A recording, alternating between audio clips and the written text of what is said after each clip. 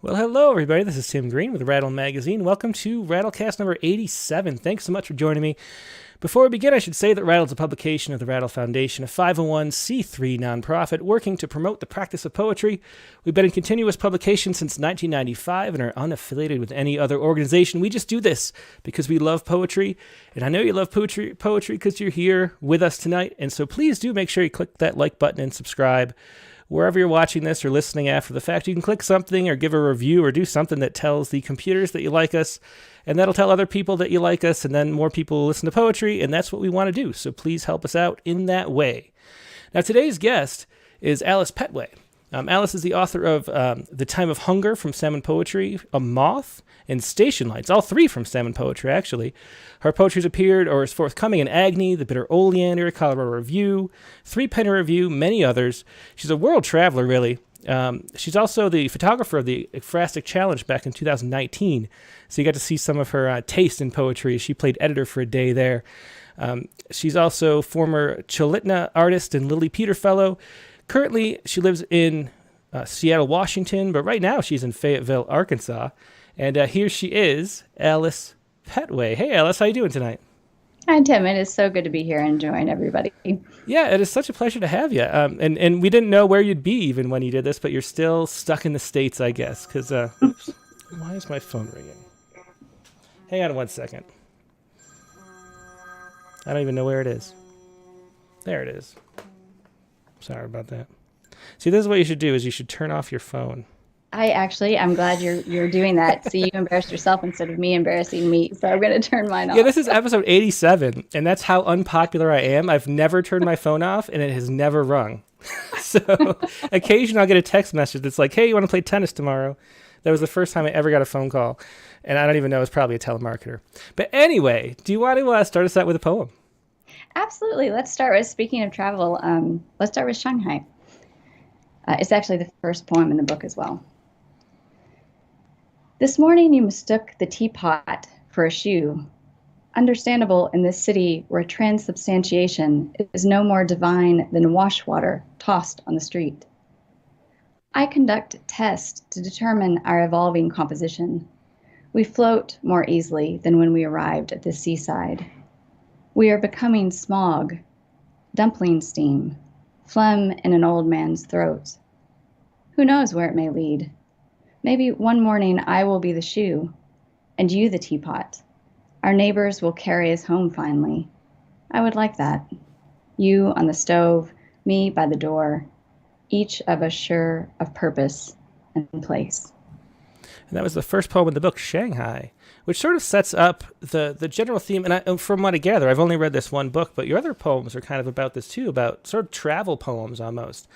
You really do go, I mean, this is Shanghai, but you're all over the place. What is it that brings you so many different places in the world? I guess itchy feet. When I was a kid, my family moved to Germany, West Germany at the time, actually. And I think I just got the bug. It was, my parents had the foresight to not put me into an international school. They put me in a really small local German school. We were in a small town, about an hour outside of Munich. And something about that integrating into a new culture, it just completely blew apart my existing worldview. And the one that I pieced back together just never seemed whole, really, staying in one place. Why have one culture when you can have multiple cultures? Mm-hmm. And so what have you, what have you been doing that has allowed you to do that? Because it's not easy to travel so much either. Do you have a job that lets you do that? Or how does that work? Yeah, a number of different things. I mean, ultimately, I've found ways to make it happen. But I was in Germany as a kid with my family, and then I joined the Peace Corps at a sort of bizarrely old age compared to most Peace Corps volunteers. My husband and I, mid-career, just sold our house and the car and found a temporary home for the dog and joined the Peace Corps. Oh, and wow. That got us to Mozambique for 2 years. And then luckily, my husband's an educator. He's a microbiologist. And so then we figured out that he could teach internationally. And because I'm a writer, I can typically do any job I'm doing remotely. So that that was our vehicle for a couple of countries. We were in Colombia and then in China, and so we've found ways to make it around. Mm-hmm. Well, we're going to have a kind of a journey through these poems, but where is your favorite place that you've lived, do you think?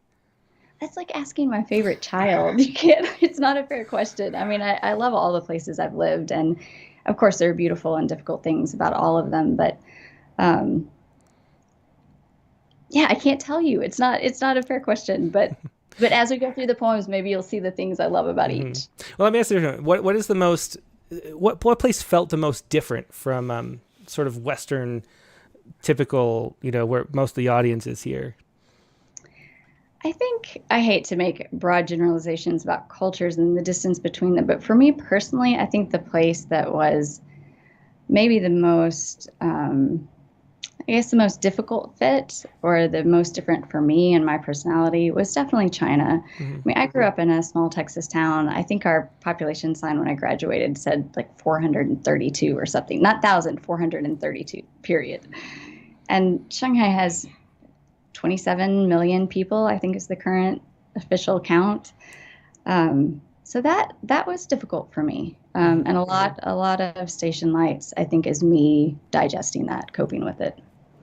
Well, let's hear maybe the next two poems that you wanted to read. What's Sure. next? Let's move to Still Life.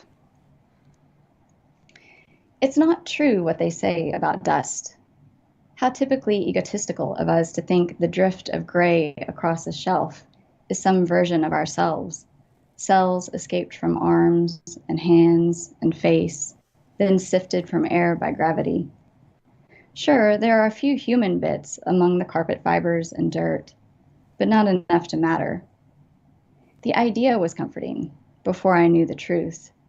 I almost thought I could feel myself settled in the crevices of the places I've been before, a phantom synapse stretching from city to city, firing when a friend's hand brushed a book clean or took an old bottle off the top of a cabinet. The links we go to, always denying the boundaries of things, the ends. And that was Still Life from Station Lights. Let's hear another one. Hear me turning pages here. I think we're going to read Death Custom. And this, I actually wrote this while I was in Colombia. And a Colombian friend had told me about some of the, I guess, the old traditions about burying and the cemeteries that, and I hope I haven't misunderstood this, but this was from her narrative. She said that they would not leave a body in the ground necessarily, that they would, after some amount of time, the family would be obligated to come and take it away. And it got me thinking about that. This poem is Death Custom. There's too much land here, enough to store every last rotting bit as long as we like. In closer country, measures are taken, bones dug up after a few years, an emptying as natural as a weekend morning when the jam no longer fits on the shelf in the refrigerator. When you pull each tub out of its corner and pop the lid, examine the damage. The chill slows things down, but nothing stops the mold. Best to toss the whole mess in the trash, but even then the spores get away from you, drifting along the hallway, demanding attention after the forgetting. They know they were worthy once of preservation. What is a grave if not a cabinet for the things we have let wait too long? And that was Death Custom, again from Station Lights. Do you want to talk a little bit about the metaphor that I think it's the last line in the book, right? Or maybe toward the end of the book, that what the station lights are. But what are the station lights, and why did you choose that as the title? I think I chose that because I think all of the important things in life, or at least most of them, tend to happen between the big events. It's not the wedding, it's the marriage, it's not the graduation, it's what you learned. I mean, those are the ones we think of, right? It's not the funeral, it's all the things that happen before and after that. And I think that particularly for someone like me who's had a tendency to shift from culture to culture, those those big events become even more lost and blurred. Even the connections, the important connections we think of, the family you're born into, your hometown, those things, they start to lose definition. And I think that we have a tendency in many cultures to look to those events and people as signposts in a way. We know we're moving forward. We know we're safe. We know we're grounded.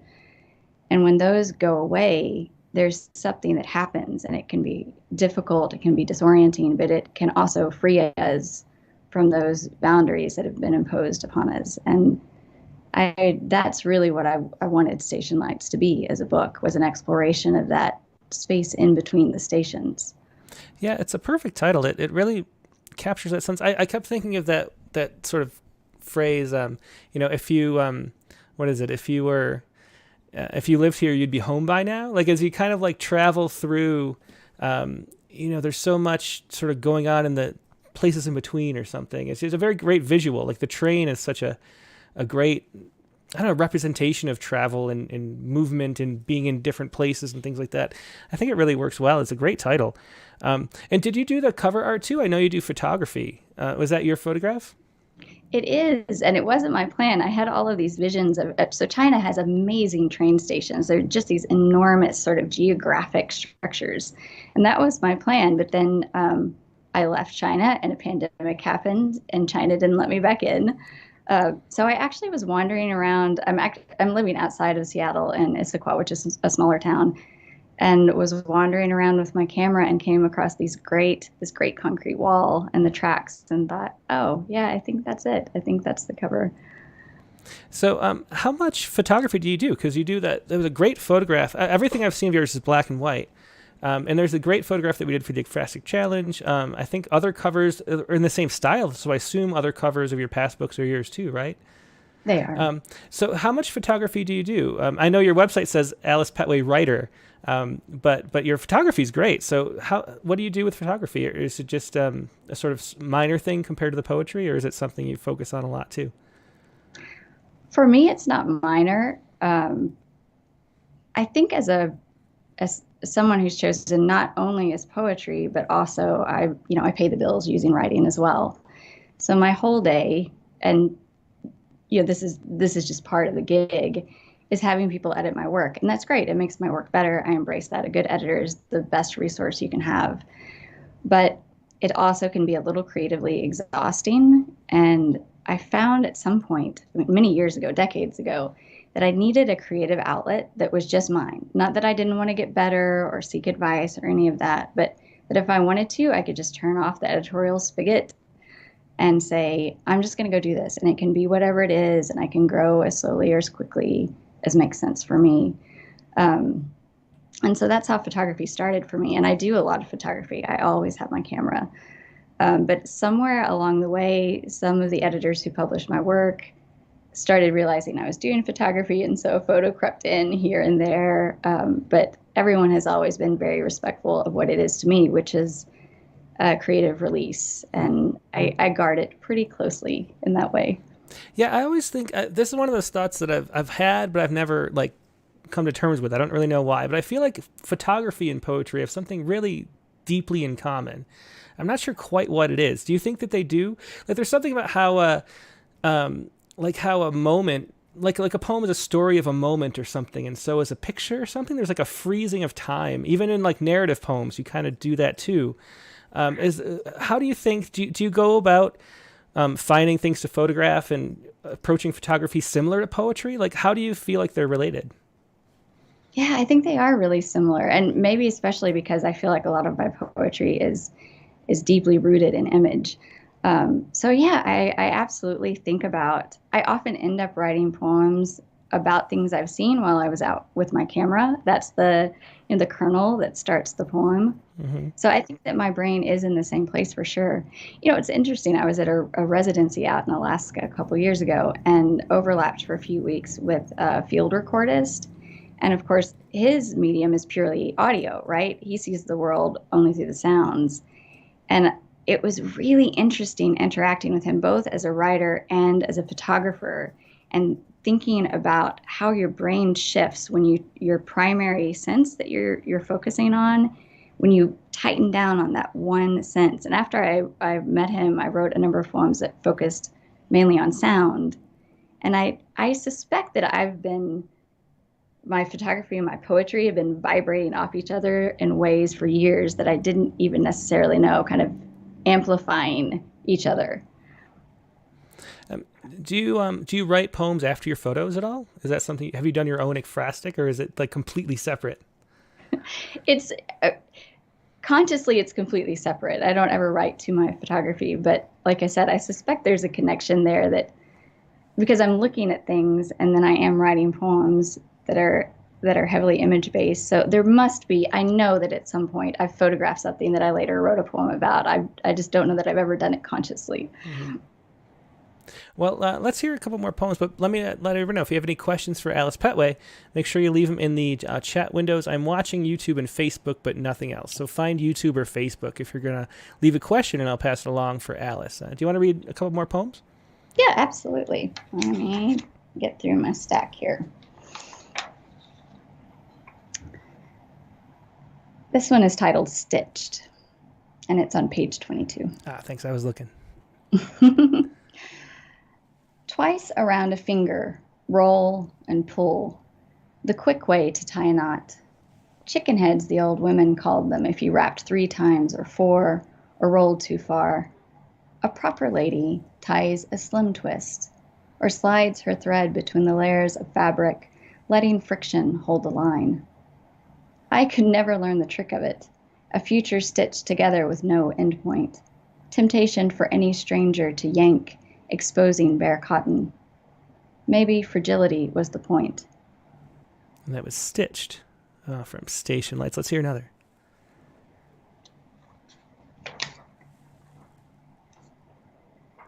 I'm going to read Bathhouse, and this is actually one of my favorite things about Shanghai and Asia in general. There's something so lovely about how people come together just as humans in bathhouses. All pretense gone. I miss it. I miss it a lot. And this one is titled Bathhouse. I am hungry for the curve of stomach, for stubble, a ripple of fat. And even though I know I am not supposed to, I memorize the thighs beside me, the press of muscle and flesh under the water. The women of my childhood were draped like furniture for a long absence, their shapes mysterious and ripe for speculation. Next to me, a woman bathes, running her hand between the folds of her skin as comfortably as my mother ran her hands over a soapy plate. Maybe when I return home from this place, where we are allowed to know each other, I will walk naked among the houses, calling out to the girls who live there and may never see any breast but their own, unless they run into the street to witness mine. Excellent. And that was a Bathhouse from Station Lights. As you can tell, your poems are on the shorter side. They're really like snippet, like little vignettes. And is that something that you do consciously? And have you always written that way? Or do you find yourself like condensing more and more? This is your 3rd book. Is that the style that you're drawn to? And why do you like the shorter sort of condensed? They're all very image based too. Going back to the photography, I think. What do you think draws you to that style? Well, actually, these are long poems for me. I've actually expanded slightly as I've become an older writer, but I think you'd think I would be used to answering this question because I get asked about the length a lot, and I struggle with it, and I think it's because I've never been able to imagine going on. I feel like the strength of poetry, of my poetry, not poetry in general, because there are poets I love who write longer poems, but the strength of whatever is in the poetry that's in me, and I don't know that we get to totally choose that, but the poems that are in me are strong because they are condensed, because the fat has been cut away from them. And maybe I did learn that through photography. Maybe I've been an editor a lot of my life in my other writing world. Maybe professionally honing the skill of cutting away the extra from other people's work has made my work tighter as well. I can't imagine anything more. That's interesting. It feels to me it's interesting too, because Denise Duhamel was last week's guest, and she's such like a maximalist. Like there's sort of a big voice that's sort of like booming out of her poems, and they go on, and different things come up, and they have tangents and things. It's like the opposite. And Liz Winfield here says the poems reverberate like good haiku. I think that's a good way to put it, because it seems like all the space and silence around short poems ends up meaning just as much as the poem themselves. It's like the way they can kind of hang in the air. That works really well, and that's what works really well too. Richard Westheimer mentions great ending, and that's one of the things I noticed too, is that you always have really good endings in your poems, and I wonder if that's why they stay short. Like you find a great ending and it's like done, you know. How do you come to endings? And I'm wondering what your process is like too. Do the poems mostly come out? Like I think there's a couple different ways people tend to write. Either they write a lot and then pick the ones that work, kind of like how photography works, I assume. Like you take 1,000 pictures and one's the winner. Or do you do you know what you're doing and put it out this way sort of intentionally at first? Or how does the writing process work, and how do you get to the endings that you come up with?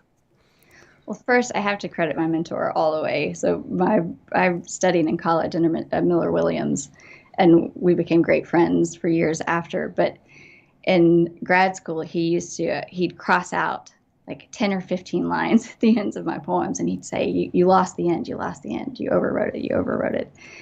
And so he sort of knocked that tendency out of me. And so I do credit him with that. I feel like I do have a firm grasp on when I've gotten to the end of the poem. I do occasionally miss it still, but I think that I learned that from him, knowing where you've hit that line.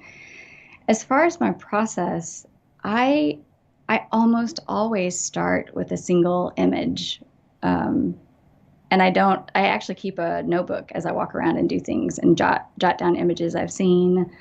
And sometimes I don't use them for years. Sometimes I'll go back and find a notebook and see that I jotted down an image, and then I develop around that and think, what does this mean? What does this symbolize? What could it symbolize? What did it mean then when I saw it? What does it mean now?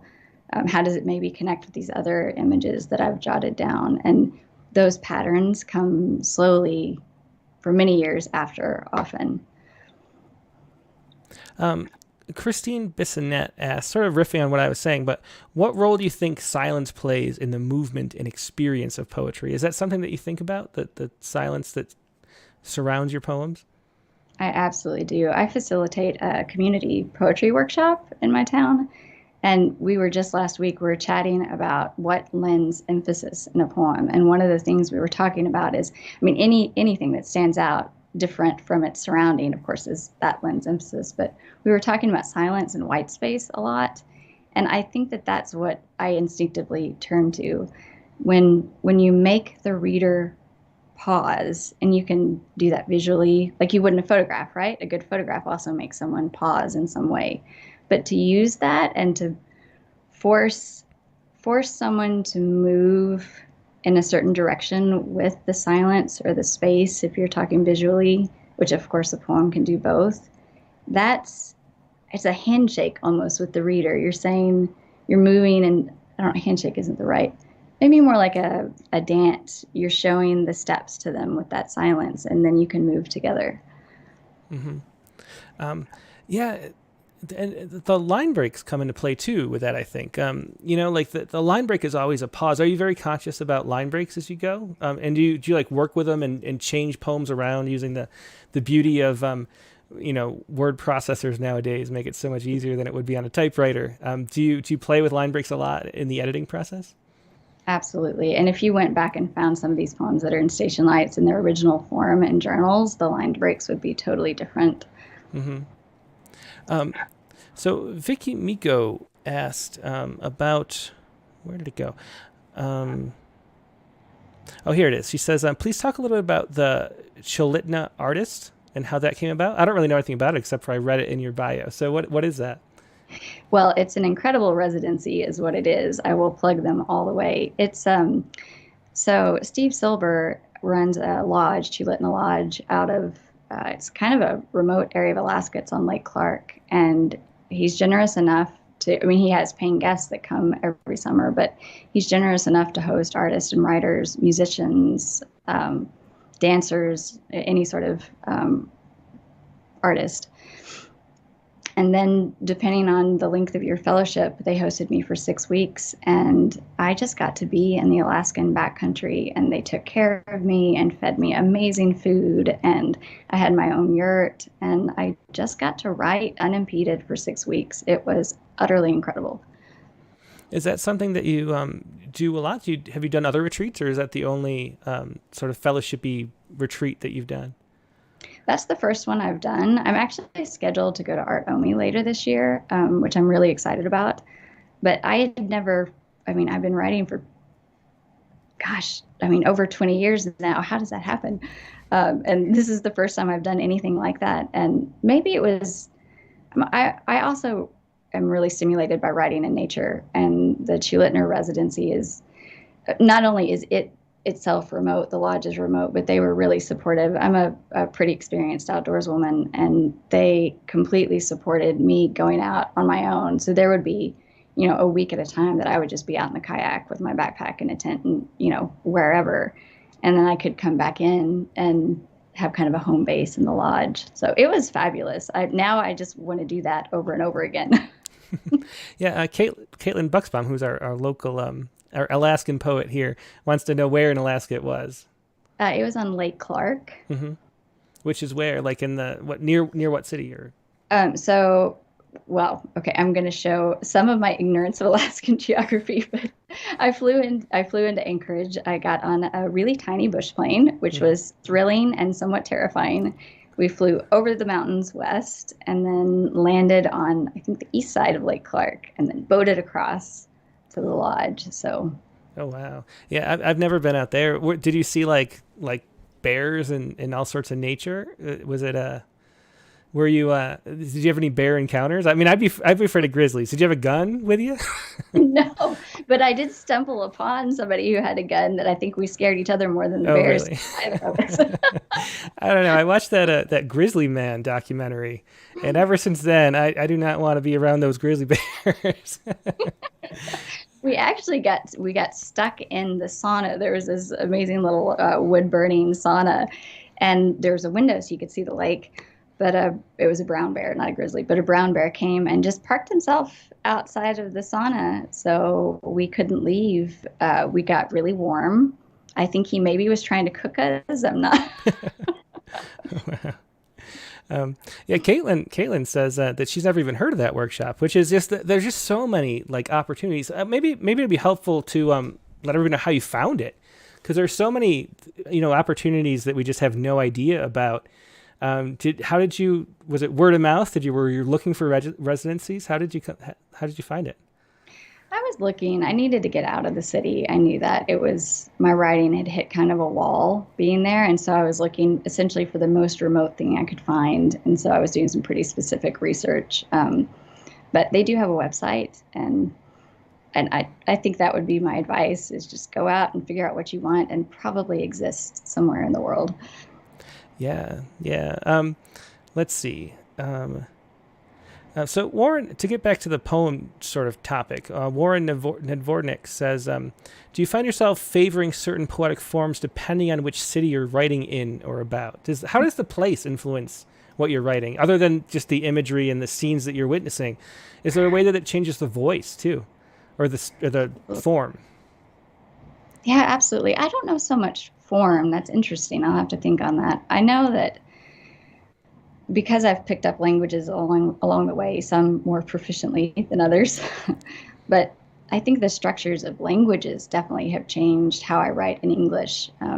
Syntactically, the sounds, even the cadence of how people speak day to day on the street, that has definitely affected my poetry. Mm-hmm. And what languages do you speak? Yeah, some of these I hesitate to say I speak them. These are languages I have functioned at some level in on a day-to-day basis. My Spanish and Portuguese are probably strongest. I spoke German fluently as a kid, but have lost and regained it a number of times as an adult. I would say my Mandarin is probably like a respectful 3-year-old. I'm going to give myself that level. I speak a little bit of Market Shitswa from my time in Mozambique. I think that's it. Answer that. Well, that's pretty impressive. Let's hear a couple more poems. What did you want to read next? Let's go to Defense Mechanism. And that's page 26. Yeah, thanks. In the cold months, my hands reach for warmth. One sweater at first, then another. A coat found on a bench. Wool knitted on small needles. Quills bristling from rayon. The slow build of soot on an unkempt chimney. The thaw comes later each year, and the zippers are more stubborn. Last August, I bathed in my own heat until an old woman in the metro yanked at my sleeve. Coward, she said. And I was ashamed, but also frightened, and could not bring myself to strip down there in the lights and the rush of an incoming train. That was Defense Mechanism. Let's do another.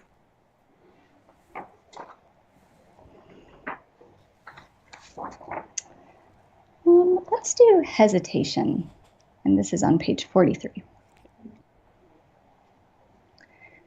Some mornings I dream again and again that I have woken.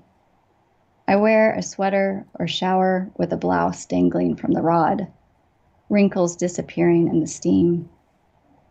The anxiety of choice played out in the back and forth of my eyes behind their lids.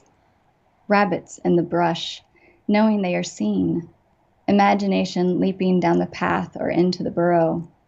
No decision wholly justifiable. I've made a habit of forgetting the spoon in my hand, being startled by boiling water. It's my mouth. It is still chewing past lives. First milk squeezed from coconut, cheese melted in chocolate, scraped across toast. My tongue is stubborn, even after the alarm clock of jet engines and customs agents. It does not wake up. I stand sleeping in the kitchen with it, waiting to discover which sequence I am in, which pan I should be stirring. My father hit a deer on Highway 71 last winter. The trees stood, identical matchsticks by the road, burned out by sunset. He said she didn't even twitch. I don't believe it, any more than I believe it was the headlights that hypnotized her. In the dark, all choices look the same. She was just waiting for the light. That was Hesitation from Station Lights, Alice Pettway's newest book, which is just about to come out. I don't think it's officially released yet, but it's available for pre-order. So check it out at alicepetway.com for a pre-order copy of this book. Talk a little bit about how has just being such a traveler affected your ability to promote and write, and because you write the poems and you make a book, and then you have to sort of market it and figure out what to do with it after that. A lot of poets have, boxes of books in their garage that they're trying to get rid of. But obviously you, if you're moving around all the time, can't do that. Do you get to do a lot of readings as you travel? How does being a traveling sort of nomadish type person affect your ability to be a poet in the sort of capacity of a poet's like life? It makes it a little strange sometimes, but it also is wonderful, because I think that just because spoiler alert, poets don't make a lot of money. So nobody's paying for extravagant, author tours for us. We're not, like staying in 5-star hotels and doing, book readings around the country, wherever we live. But what traveling in other parts of my life has done is it's allowed me to interact with readers in lots of places that I never, ever would have otherwise. And that too has deeply affected my work because I get to hear from people and have conversations with people about poetry that I wouldn't otherwise. Like I had 100 and I think 115 Korean middle school kids in the Zoom call a couple of weeks ago, and in a few weeks I'm meeting with a class at Carnegie Mellon, Africa, and so these are places and people that I know because of my travels, and I probably would never read for those people and have conversations with those people if it weren't for that what did you say, nomadish part of my life. Yeah. Yeah. And I think I saw on your website that you just did a reading in Fayetteville, and that's one of the reasons why you're in the area, right? At the library there? Well, this year has been strange. So I am going to do a reading at the Mm-hmm. Fayetteville Public Library, but it will be remote, and it was planned long before I ever knew I would be able to come home, thanks to the vaccines coming out. So weirdly, I will be a few blocks away doing a reading in the same town that I intended to do from a different city. So, Yeah, hello. that's what I was going to ask about. I was, I saw that on the calendar, and I was like, how is that? Like, you're in Fayetteville, and Hmm. are they going to have? I was wondering if they were going to have it outside or anything. So you just haven't been able to do any readings in the last year, right? No, But no. your husband is back in China, and I think you got separated, because of the pandemic. What is it like for him there? Because we talked to Anthony Tao a couple weeks ago, and he said it was like wide open, and they have like open mic nights, and he's a musician too, and they have band. It's just. Do you feel like jealous that he's there and gets to be a little bit more free? There is a little bit of jealousy. So my husband's also a musician, and yeah, he's doing gigs every weekend. I mean, he's doing 2, 3 gigs a week, and it's totally normal and open. Um, yeah, so he's there, and I'm here, and it was just a weird year. I actually came to Seattle on what was supposed to be a 3-week work trip, business trip, and then ended up living out of a suitcase. Well, essentially until now, I have not been back to my apartment in Shanghai, and I probably won't be because my husband's coming back to the US. So I'll never see that apartment again, probably. Oh wow, yeah. How did you like find a place to stay? Like, was it really hard? Were you like sort of stuck and having trouble at first? No, well, luckily I had family that I was staying with for the work trip, but it was a bit of an odd thing. Before I left China, I had just seen something about this virus. Nobody knew what it was, and um, I had actually posted about it on social media before I left and had worn a mask. It wasn't really taking off yet, but there was just kind of this peripheral knowledge of it in China.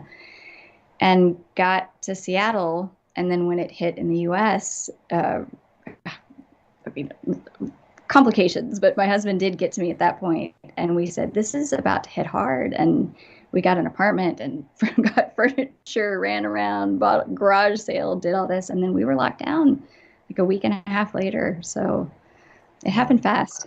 I mean, Yeah, forever. yeah. What a crazy year it's been for sure. Can you talk a little bit about what your writing work is like outside of poetry? What is it that you do, and do you find ways to get poetry in there, or is it totally separate?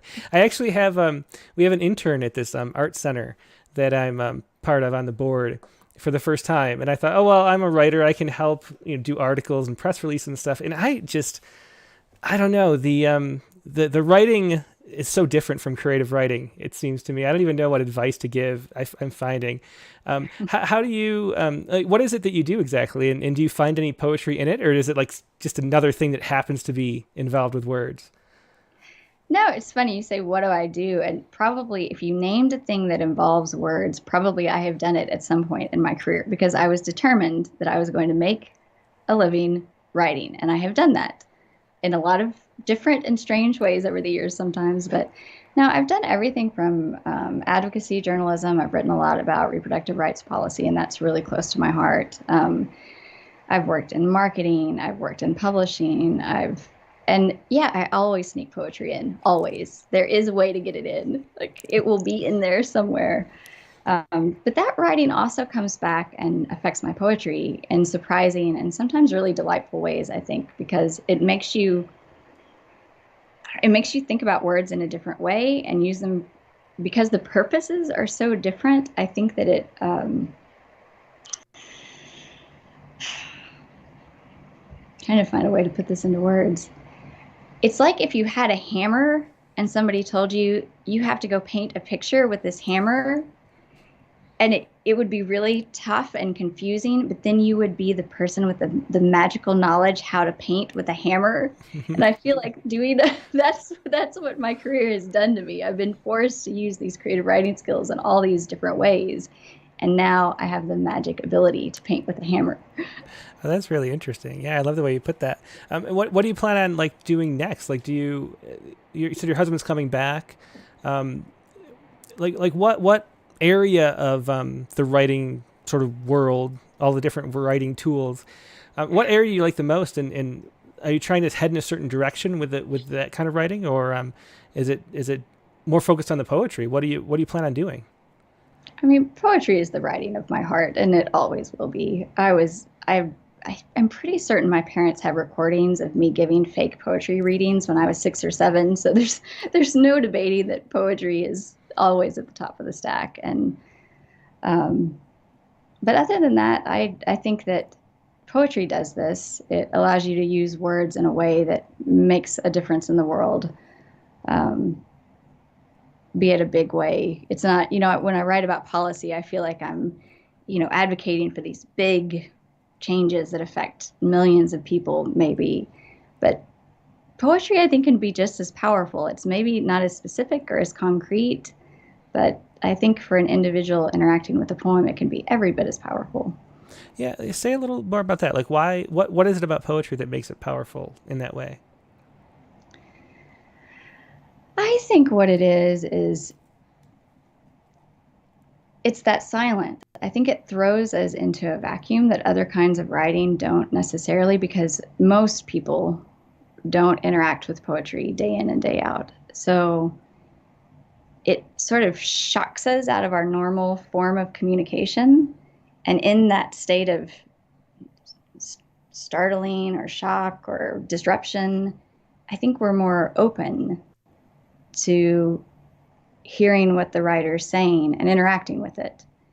I think when we read a tweet or nothing against social media people, but I think that when we interact in those more expected ways, we kind of go into auto drive, and so we're not really hearing what the conversation is. And with poetry, you have to hear it. You can't help but hear it. Yeah, you mentioned writing poetry and giving fake poetry readings when you were a kid. That just makes I always wonder like how people were drawn into it. Do you remember the first time? Did you was it writing a poem or was it reading a poem that made you sort of love the language of poetry? Do you remember sort of your door into this as something that you're passionate about? I definitely remember my conscious door into it. Of course, I don't remember this, but I understand that my mother actually read poetry to me even while she was pregnant. She started reading poetry to me. So maybe I'm a result of that. But I do remember I had this poetry collection for children, and I would stay up at night. I would stay awake and read it. I traced all the illustrations. I hand copied out all the poems. That was my source for my fake poetry readings. I would read these poems out of this book, and I was just captivated by it. Do you remember the first time that you wrote a poem that surprised you, that you didn't know you knew? Because so many people mention that that's the thing that drives them to keep writing, is that experience of not knowing you knew whatever it is that comes out, like surprising yourself. Do you remember the first time that you surprised yourself in a poem? Oh, that is such a great question. I want to think about it, not just give you a fake answer. I think probably, I don't know, when you're studying poetry like you do in grad school, that surprise, I mean, that's important in your learning and all that, but I don't know that there's that sense of surprise necessarily because you're so consciously trying things out. So it's probably after that. I'm going to say it was probably the first time a poem deeply surprised me. I lost two people really important to me between my first and second book, and Moth is largely about those losses.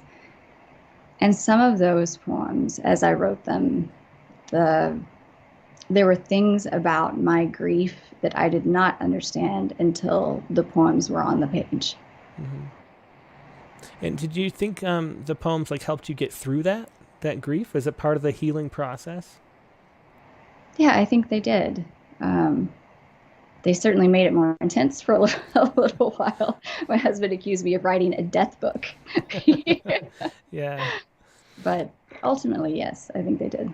Yeah, it seems to me that the main thing that poetry does is that they help make sense of the world. And that's kind of what grief is and what a lot of emotions are, is trying to make sense of what you've been through.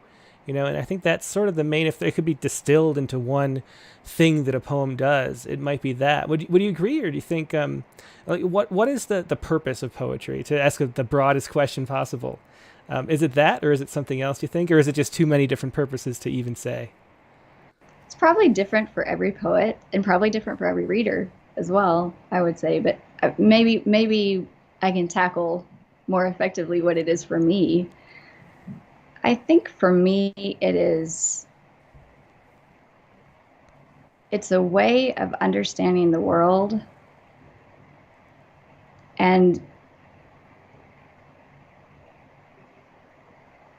it's a way of kind of throwing that, understanding the world, but then broadcasting that back out to readers almost as a check or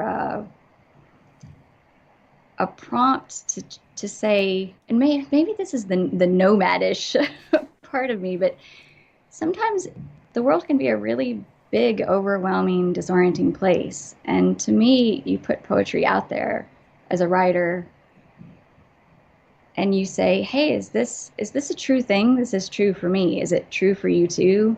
And unfortunately, we don't always get to hear the answer, but it's out there and somebody is reading it, and maybe they are finding it true too. And that feels like an anchor to me. Yeah, that's a really interesting way to put it. And I think, I hate small talk. Like just talking to people, if you see them, like I know it's friendly and it's what you're supposed to do, but it bores the hell out of me. And when you put it like that, it kind of seems like poetry is the opposite of small talk. It's like get to the big stuff, get to the interesting, important things, like what makes you you. And how does that relate to what makes me me? And there's this whole like really intimate process that goes on with it. I liked how you put that. Sort of switch gears a little bit, but Carlton Johnson asks, he says, I love the images in your poems. Thank you for sharing them tonight. I was curious, as we are in the National Poetry Month, what were your poetic influences? You already mentioned Miller Williams, but besides for Miller, who else is your poetic influences? Well, the list is way too long to even go there, but I'm going to admit something I do before I give a reading. I always jot down a list of what I've been reading lately, because one, I get nervous on screen and then I can't even think of my own name, let alone anyone else's.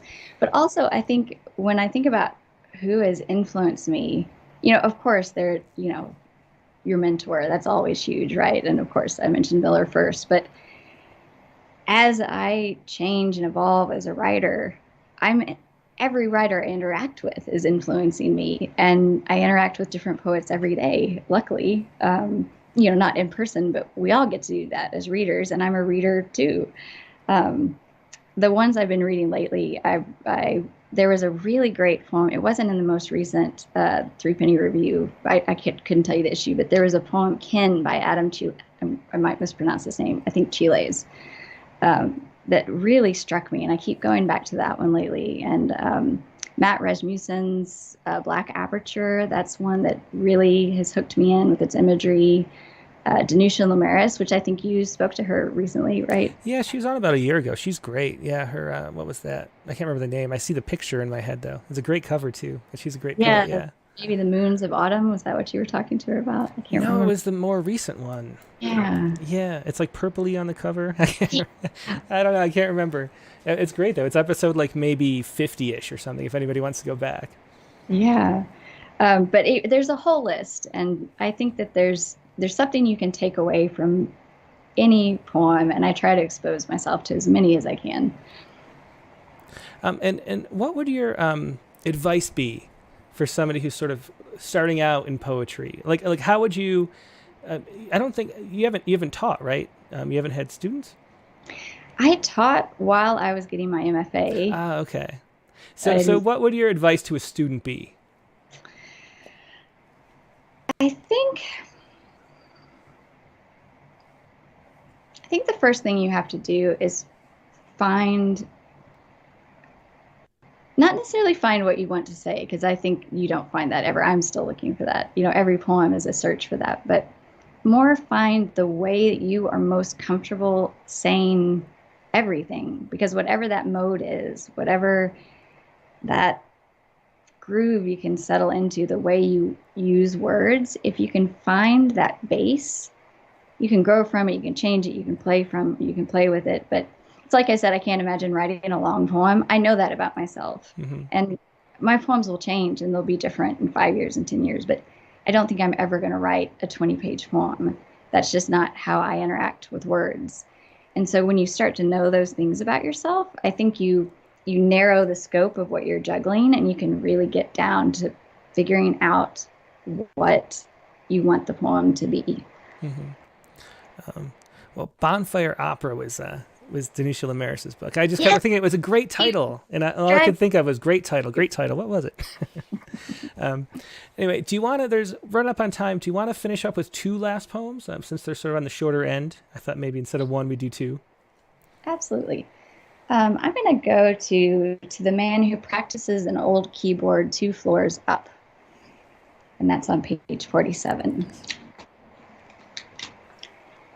Let's pretend electricity doesn't come into it, that the only current driving your notes is the rush of impulse across synapse, down the dark tunnels of your fingers onto the white expanse of key, moth skittering across frozen pane, that the imagined tilt of hammer into string is the buzz of wings catching themselves against air. The arpeggio you practiced Thursday, unwound 1 beat at a time, like the socks the downstairs neighbor hangs on his line, but wetter, drops falling fatter and faster until I peered out at the city from behind a waterfall of sound, the weight of it vibrating the concrete around me. I listen for your mistakes, collect them. I kept the 6th you wedged into the coda this morning, ugly and comforting. Excellent poem. And that was the man who practices an old keyboard 2 floors up. I don't write long poems, but sometimes I write long titles. Well, you get a lot in that title. Where was it that man was practicing? Which city was that in? That was Shanghai also. And he did every day pretty much. Yeah, that's nice. Okay, one last poem to close it out. Okay. Well, since we're closing out, I'm going to end with Subtraction. Oh, and that is page 61. 5 apples. A stranger takes 1. There are 4. I eat them.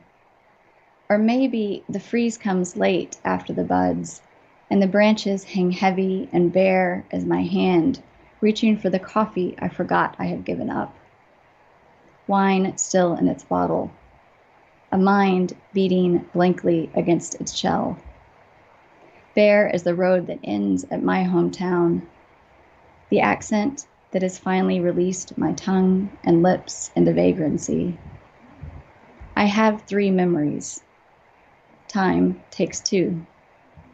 There is 1, but it isn't worth keeping. I forget. Then there is a white space where I am meant to write an answer. Excellent. That was Subtraction from Station Lights, the newest book, hot off the presses by Alice Pettway. What do you have in the works? Do you have more poems coming up? Is there another book sort of in the works, or is this sort of, are you taking a break after you put this one together?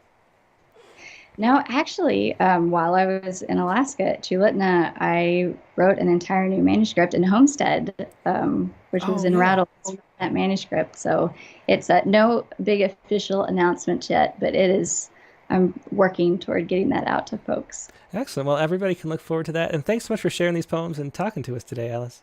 Thanks so much for having me, Tim. Yeah, my pleasure. Have a good night. Night. Bye. Yes, that was Alice Pettway. And her newest book, which I think I have to put, I don't have the cover except for right here.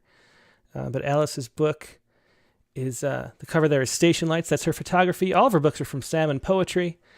And this is the newest one, Station Lights. Moth is the most recent. Before that, you can find Alice's work at her website, which is alicepettway.com. That's AlicePettway.com. And it's just a pleasure talking to Alice today. So glad you could join us for this. Now we're going to be moving on to the open mics. And so let me tell you how it all works really quickly. If you would like to participate, I'll put the numbers up on screen. So first thing you do is email the poem you want to share or a link to it if it's published online to openmic@rattle.com. That's openmic@rattle.com. So do that right now. And that's the first thing you do. And then we can show the poem as you read it, like we always do, like we were just doing with Alice's work.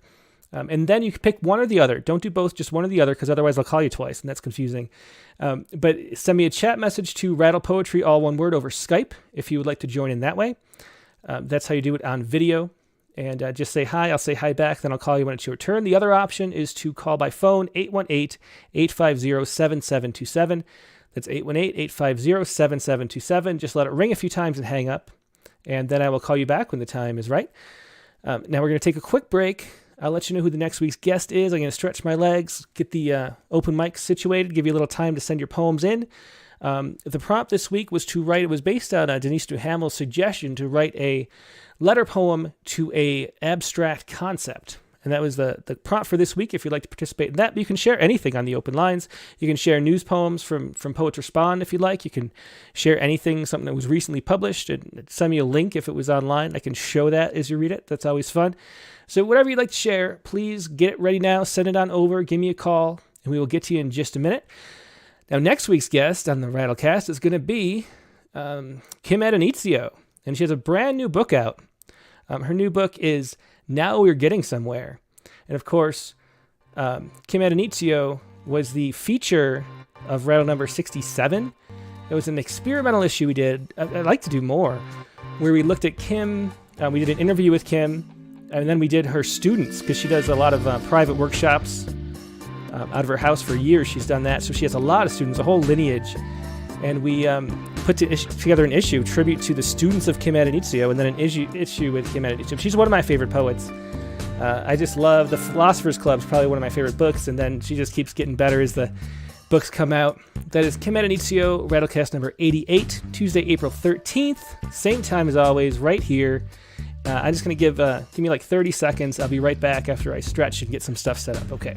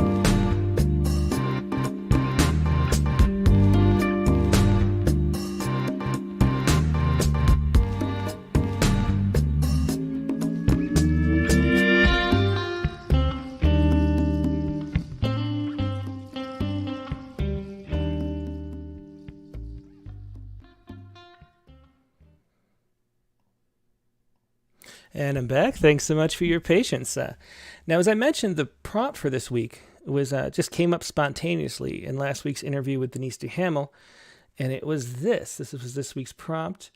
It was to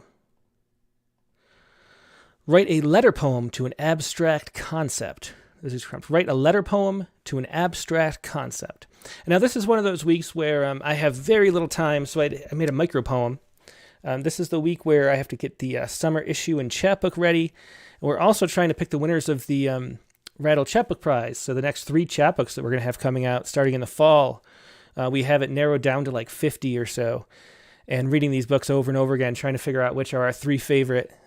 Megan's been doing a lot of reading, and I've been doing this, and then we're going to switch. I don't know, it's just exhausting. So, very short poems this week, but this is my poem to an abstract concept, and it is right here. Dear Cognitive Dissonance, it's not that I don't see you there, over my shoulder, everywhere. It's not that I don't... Oh, hang on, I didn't even have a typo in there. It's not that I don't see you there, over my shoulder, everywhere. It's not that I don't see you're the glue that makes this thought seem true. I just don't care. That is my typo poem of the day, Dear Cognitive Dissonance. And here was Megan's poem, Dear Success. Dear Success, you were a pirate and a queen. Then you were a movie star. You were the size tag on my jeans. You were the sultry stranger at the bar. You were my name in a book. You were nodding in Oprah's chair. You were a song with a catchy hook.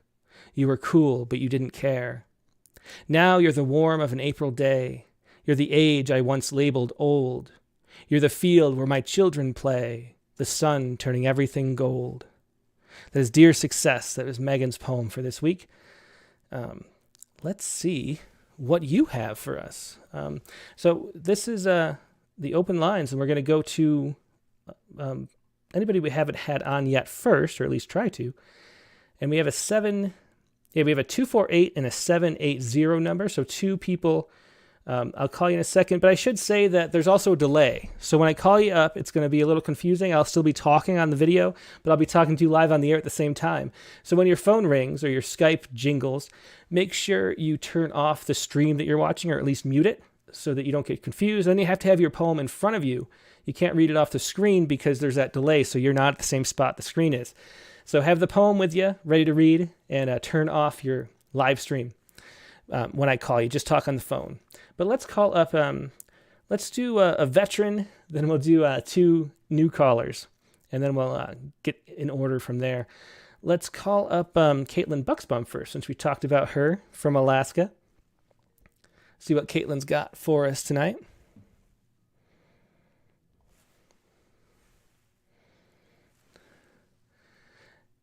Hello. Hey, Caitlin, how you doing? Had you playing on the TV, and my headphones weren't plugged in, and then it started picking it up on my phone, and that was a lot of technology. That is so cool, but also a little weird to think that my face is on a TV screen somewhere. For some reason, a computer screen doesn't seem as like awkward or something than a TV. That's cool that you can have internet on your TV, though. Well, what I like is I'm casting from my phone, because for one, it's an old smart TV, so the YouTube app doesn't really work very well, like built into the TV. So I cast it from my phone, and then I can do whatever I want on my phone and not have to worry about YouTube being like, you can't play me with it closed, you know? Oh, yeah. Anyway. Totally. So what do you have for us today? This is Dear Sorrow. Yes, I finally did a prompt poem. Well, there were a couple prompt poems I think I did in the last couple weeks, but were not shareable. But I really liked this one, and I actually saw this prompt somewhere else, too. Like somebody else said, write an epistolary poem. And so I was like, oh, well, that works. And it may have even been to an abstract concept, too. I don't know. But before I read it, I wanted to... Alice mentioned Matt Rasmussen and his book, Black Aperture, which I have, and people should get it. I don't think she said, but it's basically, like it even says on the back, Black Aperture is an elegy. So this is like about his brother's suicide. And just really, when I first read it, I had not had the experience of knowing someone that had committed suicide, and I read it again after that had changed, and it was just like even more powerful. So I had to give that a little shout out. And he was a professor at my school. So yeah, definitely. That sounds like a powerful book. How old is it? When did it come out? I think it's like 2009. It's kind of old now. 2013. Yeah, very cool. Well, definitely something to check out for sure. And why did you pick Sorrow? Is there a reason, or did you just... Yeah, there are lots of reasons, but I'm not going to get into that. Okay. Yeah, I realized that was probably a question you didn't want to answer as soon as I said it. But you'll get some stuff from the poem too, like mm-hmm. general things that I think other people can relate to. Okay, perfect. Well, let's hear it whenever you're ready. Okay. Dear sorrow, what makes you so poetic that the hand of a body overcome by you would continue to immortalize your name in the ink of grief on the skin of pages that clothes us poets? Is it the sound of you in our mouths, rounding our lips with your letters, or the indigo sky of your association, blanketing the light of our cold, naked poems, plagued with understanding? I cannot believe you will ever leave us, clung as you are to our curves, a beautiful, permanent shadow cast on the poetry of our bones. Excellent. That was Dear Sorrow by Caitlin Buxbaum. And I was thinking about it, looking at the Denise's poems and this too. And there's something about there's an intimacy to writing a letter to something. And then you know what it's about kind of from the title. It's a really good prompt. I like it. Yeah, I think so too. And if you want to scroll down real fast, once again, I put the same poem in 2 forms. Page to that document. Mm-hmm. Yeah, we see it here. I don't know which one I like better. Which one do you like better? I'm always going to say that I like the traditional poem better. I like be able to, the pace, the way that the line paces the speech is something that I always appreciate. Occasionally, like different forms do different things, but in most cases, I just like a traditional, like slow down and focus on the sounds.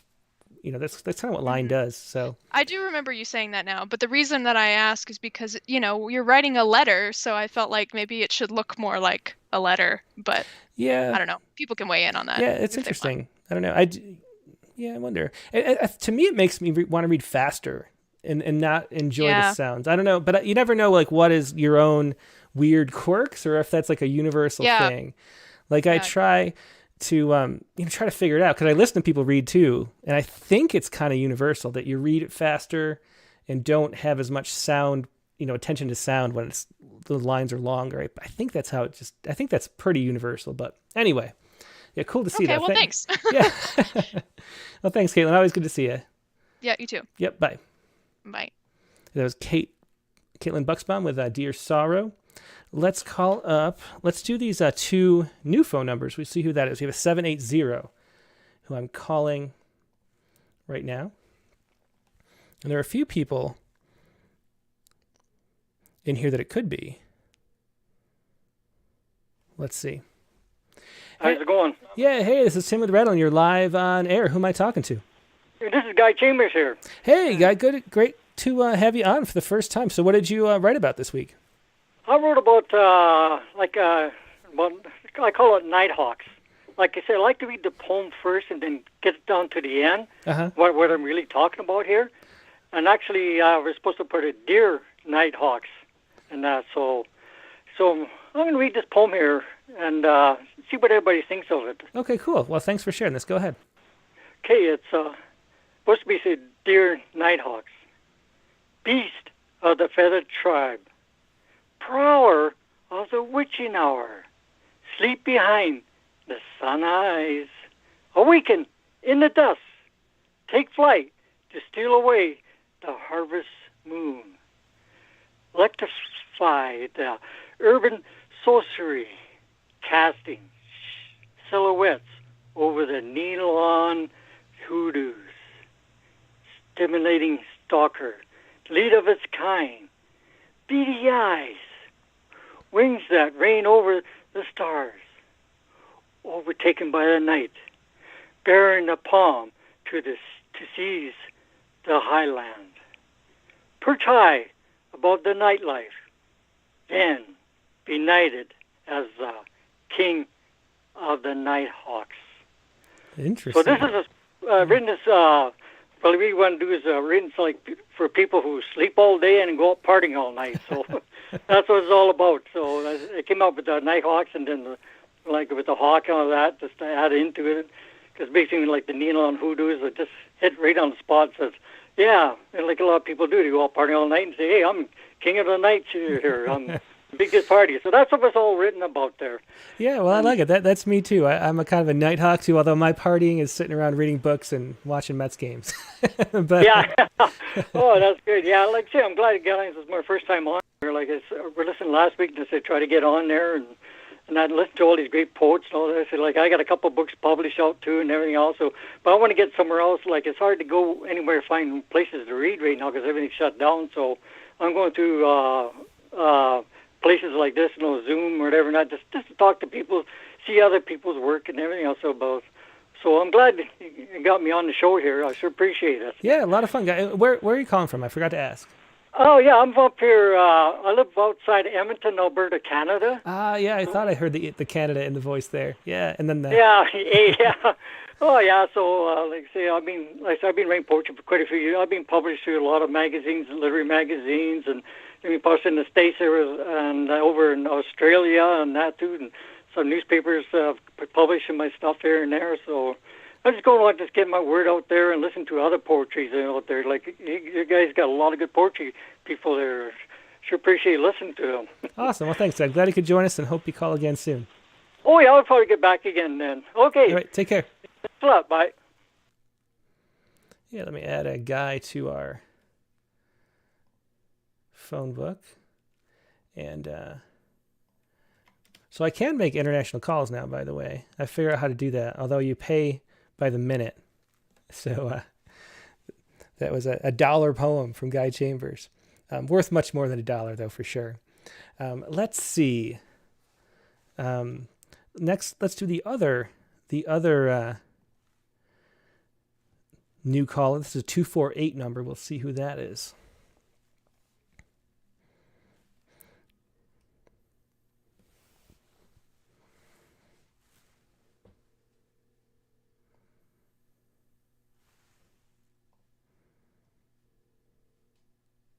Hello? Hey, this is Tim with Rattle. You're live on the air. I think I hear myself in the background, though, so I'm going to mute you for a second. Cut me off. Okay, so who am I talking to? My name is Penny Hackett Evans. Hey, so glad you could call in. And did you send me? I'm looking for... I did. Dear Memory. Okay, here we go. I got it. And is there anything you'd like to say about it? Well, where are you calling from, first of all, I should ask? Walnut Creek, California. Oh, excellent. Not too far away from me. And is there anything you want to say about this poem before you read? Well, I just so enjoyed Denise Duhamel last week, and of course, this is definitely based on her poem, Dear Memory. It was just, I had fun writing it, and I loved hearing hers. Excellent. Well, I have it up, so go ahead whenever you're ready. Okay. Dear Memory, after Denise Duhamel. I know you have only slipped out to get a cup of coffee, but already I miss you. Fear something bad will happen, that you'll never return. All I need from you right now is my neighbor's last name, which I know you have given me before. It's scary to see how feeble I can be without you, and how you can just wander off at the crucial moment. When I need you, you seem to be on the phone with someone else. And then how you wake me at 3 a.m. with vivid details of something I never asked you to tell me. It's almost abusive the way you come and go like a waitress in a busy restaurant. And speaking of that, I need to know the name of that fish I ordered last week at the restaurant with the green door downtown by the hearing aid store, whose name has slipped away too, like fish do. You too have gone down the river carrying my self-confidence in your tiny mouth. Oh, I love that. Thanks for sharing. That was Penny Hackett Evans. I love the like fish do. And I love the something all I need from you right now is my neighbor's last name, which is so true. That happens to me so much. Thanks so much for sharing that. Thank you. Yeah, have a good one. And call it again soon. Okay, bye. Yeah, bye. Yeah, so that was Dear Memory after Denise Duhamel by Penny Hackett Evans. And let me add Penny to the phone book so that we know who it is next time. Okay. Now let's see. What do we have? What do we have next? We have, let's see. I'll list the names. These are the order we have right now. We have Angela Gartner. We have Nivedita Karthik. We have Richard Westheimer, Brent Stauffer, Joyce Stahl. I think we have a poem by Carlton Johnson, Brenda Komarinsky, Spartacus, Trisha Rockwood. We got a pretty good... Oh, and Vicky Miko says she's got a long one, so we'll see if there's time. I'll see how long it is. I mean, Vicky Miko can crank out the poems. Like, they can be like 10 pages long. So when she says they're long, they might be really long. We'll find out in a minute. But here's Angela Gartner first. Hi, Tim.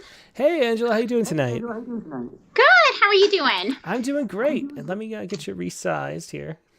Okay. So Not too big. not too big. Okay. So what do you have for us? I wrote for Dear Bed. Dear Bed. Yeah, that's something I can. I don't know. I'm tired myself today. A lot of work this week. Dear Yeah, Bed. it's been that kind of month for me. So. Yeah, it's very inviting. It's an inviting poem already. But let's hear it. Dear Bed, I didn't mean to stop visiting. You look comfortable, all sunken, with soft blue blankets askew, the last time I saw you. But I admit there's been abuse. For that, I am so terribly sorry. The bags underneath my eyes are the proof of what's happening. You must believe me, I do need you, but I blame the people for this trouble. They plague me day and night about pranksters and game show hosts. The dogs who slide off porches and the cat that makes funny faces, or how about the tattoo artists that draw their continuous loops? After all that, my son has to snoop in the kitchen for cookies I hide. I hear a ping and I have to see what the president just said. I'm a journalist and just sent a news story. What if I didn't quote properly? I know you understand my mind and how it works when I'm in a bind. Only you know what I dream, and I'm thankful you can see me. So, I can't wait to snuggle amongst the pillows and warmth. Let's arrange our next date, and I promise I will not be too late. Excellent. Thanks for sharing that, Dear Bed. And as a journalist, do you find yourself like having anxiety after you submit your stories that something's wrong? Like you mentioned, misquoting somebody, or does it eventually become such routine that you don't even think about it? Oh no, I'm a mess.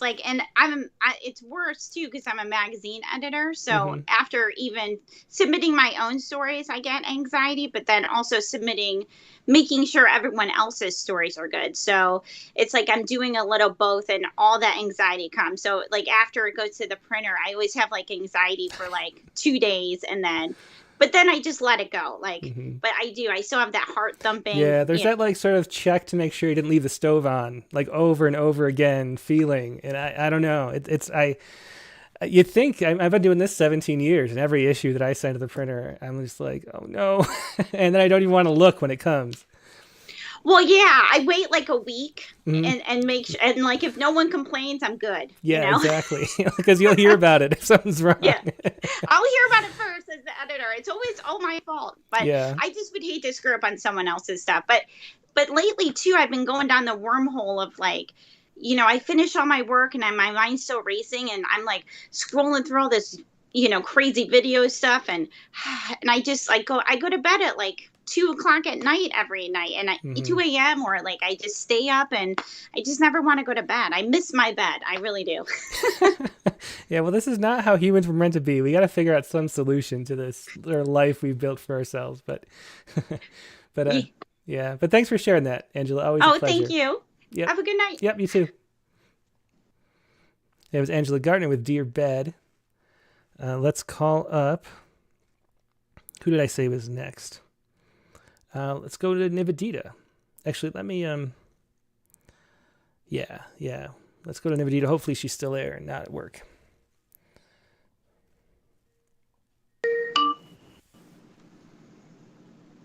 Hello? Hey, Nivedita, how are you doing today? Hey, Tim, I'm doing great, thank you. How about you? I'm doing great. What do you have for us? Prompt poem, as always. And how did you pick the prompt topic that you did? Or the abstract concept? This actually, for a change, this was something I'd already written probably 3-4 months back, and I was finally I don't have to scramble last minute like I normally do to actually sit and write down a poem. So this is something I'd written quite a while back, and I don't know, it's just I mean, fate, destiny, it's something we're all used to, and I was like, let's just put a spin on it and write an epistle to something rather than someone for a change. So that's basically how this came to be. Excellent. Well, go ahead whenever you're ready. I'll put it up for you. Okay. Great, thank you. Dear Kismet, I once naively believed time moved along a linear trajectory. No longer so. I accepted that every action had a consequence that followed. Ever thought about how after effects are sometimes the origin? I see myself in thoughts of the past and dream of myself in the future, stare at my mistakes and applaud my successes. A spectator, then, now, and always, corralled into accepting this version of me. The steely, gossamer strands of your web envelop me in a lover's embrace. Always entwined, I remain, a marionette in your implacable hands. Forever yours, Nivedita. Excellent. And of course, Kismet means fate or destiny at the end, if you didn't know. Uh-huh. Yeah, thanks for sharing that. Thank you. Yeah, Have excellent a lovely poem. evening. As always a pleasure talking to you, Nivedita. Thank you, Tim. Yep. Bye-bye. Bye. Okay. Next up, we will do... Who is next? Richard Westheimer. Find Richard's poem. I think I saw it already. There it is. Hey, Richard, how you doing this evening? Hey, Tim. I'm doing great, although tonight's interview messed me up because I have a one poetry book a month limit, and I bought Denise's book last week. Uh-oh. Well, now you have a poetry debt that needs to be repaid. Yeah, a poetry debt if I have to go out and get Alice's book. I really liked her work a lot. It was great. Yeah, very image-based and similar in a way to your work is image-oriented, I'd say. Well, if I could only write so compactly as she does. I mean, that's one of the reasons why I'd like to get her book, is just sort of like to, absorb that concentrated writing and see if it finds voice in me. So what do you have to share with us today? So I think I'll do my prompt poem, which I was not nearly as sort of like creative as other folks in terms of the abstract concept. I just went for the very first one, I think, that Denise mentioned, which was love. Mm-hmm. And then sort of ruminated about it for a week and looked on the internet for like how people think about love. And almost everything I found was television advertisements. Oh, interesting. So, and then this quote from Martin Luther King. So this is a real experiment. It's my first ghazal. Is that how you pronounce it? I think so. I always say ghazal. I like the sound better, but it's actually ghazal. Well, you did this to me by saying that my sonnet was okay, and so I thought I'll just keep exploring form and see whether anything feels like it is the form that works for me. Yeah. So we're going to try this one on. So it is called What We Learn of Love. And the epigraph is, I am not talking about emotional bosh when I talk about love. I am talking about a strong, demanding love. Martin Luther King Jr. Dear love, I mistook you for lust, but now I've learned from watching TV there's much I've not yet learned.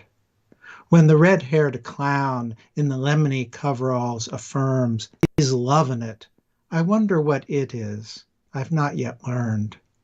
Perhaps you, love, are the billions served, but is billions more than one?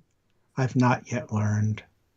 If love is in the air and on the wings of planes, I've inferred perhaps I must fly from here to find what I've not yet learned. Nothing says lovin' like something from the oven, I've heard, but even as I knead and heat love, I've not yet learned. Between you, love, and madness lies the obsession I observe. I have with planes and burgers and other possessions I have learned. I hear it must be love that makes a car for which I have yearned, 4 wheels driving me mad with a desire I've yet to learn. I guess love is madness and cars and billions of burgers served. And I can have it all if I buy it, sell it, and love it So I will learn love is all I need as long as I spend the cash I've earned. Love is as easy as 1, 2, 3, and I'll be happy and free. But what I learn, if I just turned from the TV, I'd see a man whose visage burns, a king of dreams, who thunders that love demands. We learn love is tough, daring, and it is absurd to think love less than a quest. This we will learn, to love our neighbor as if we are concerned, enough to love both what we know and what we've not yet learned. So, love, it is you rolling down like waters that has emerged as the kind of love I desire, but I've not yet learned. Oh, that was excellent, Richard. Thanks so much for sharing that. That was a great. I love the Gazelle, and you did a great job with it. Oh, thank you, Tim. Love I love yeah. the challenges that we give that you give us. Yeah, I love the turn there at the end. You kind of like break out of the form in a way right where the poem breaks too. It's sort of a sonnet-esque transition there too. It's interesting. Thanks for sharing and writing that. Oh, thank you, Tim. Yep. Have a good week. You too. Good night. Bye. It was Richard Westheimer with What We Learn of Love. Let's go next in line was Brent Stauffer. Calling up Brent, see what Brent's got for us.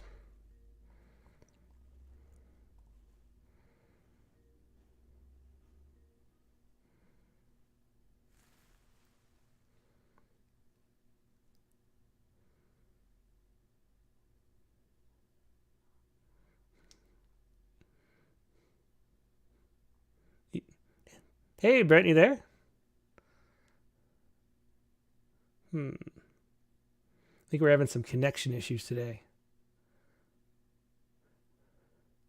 Yeah, I'm not. Let's see. Maybe I'll hang up and I'll try one more time, and if not, I'll just read Brent's poem. I know Brent answered, but then there was like static and stuff. Let's see. Hey, Brent, you there now? Let's see. Here you come. Yeah, it's just not working. So I'm getting myself. So I gotta. Yeah, I'm getting my own voice. I'm just getting feedback is all, but it's my own voice feeding back. So I think. Sorry, Brent, but I will just read your poem for you. This is Letter of Apology, Brent Stauffer's poem, and let's do it right now. Then I'll read Carlton Johnson's. Then we'll get to some other open mic poems. Yes, you could see he was there. We just couldn't hear. Okay, letter of apology. Let me zoom in a little bit. Letter of apology. Dear restless beauty, where have you gone? You've been gone so long. With furiously brandished broom, I chased you all through the house. With mighty swings, I knocked over lamps and nightstands. Yes, I'd had it with you. As one man stampede, I spewed my slogans of futility and betrayal, cornering you in the bedroom. I dropped my domestic instrument to clinch you in a terrible tango. We careened off the wallpapered walls, carving jagged chasms between the lilies. In a flash, you fled through an open window. The night outside was waiting and glad to take you into the spaces between stars. Oh, beauty, that was so long ago. I've cleaned up the house, but it's no good. I leave all the doors open all the time. Maybe I glimpsed you this morning in these last hours of waning winter. A green stalk bowed its head over the gray sidewalk. Was that your naked shoulder leaning inside the closed bud? It's a beautiful poem. And again, Letter of Apology by Brent Stauffer. And you can feel the intimacy of that form, the letter writing. Maybe that's one thing, if a poem's not quite working, maybe writing it as a letter is a good piece of advice, to change it, because these are all working really well.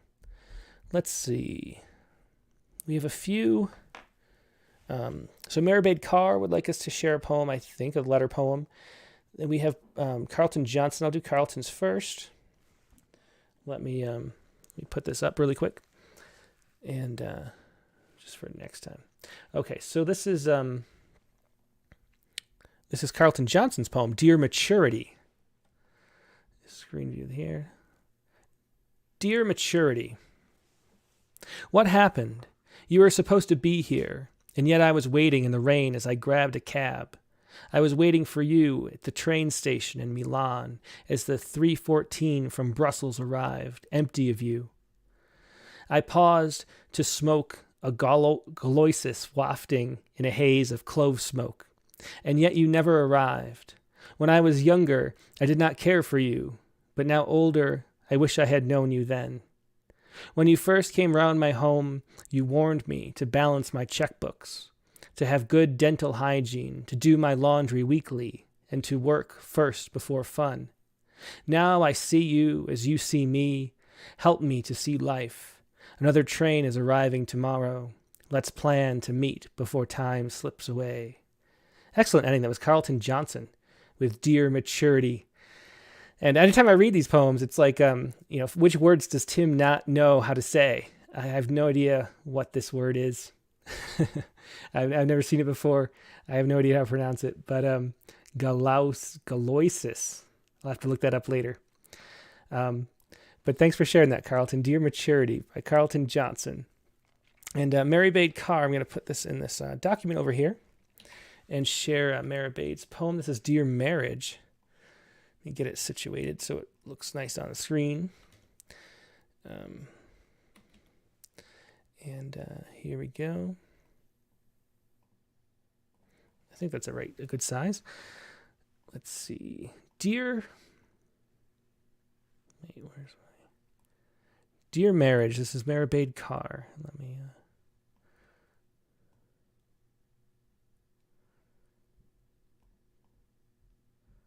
There we go. Dear Marriage, you are the deer in the forest, standing so close, taking a leap with your hind legs first. You mostly stare at me on my protected wooden platform, and I refuse to move away from you. I will stand with you, measured composure, breathing the irrational way. We have these royal palms fanning us from above. You make me feel free to accept that I am, just like you both, wild and crowned. There is dirt in many of my crevices, but you can't see that.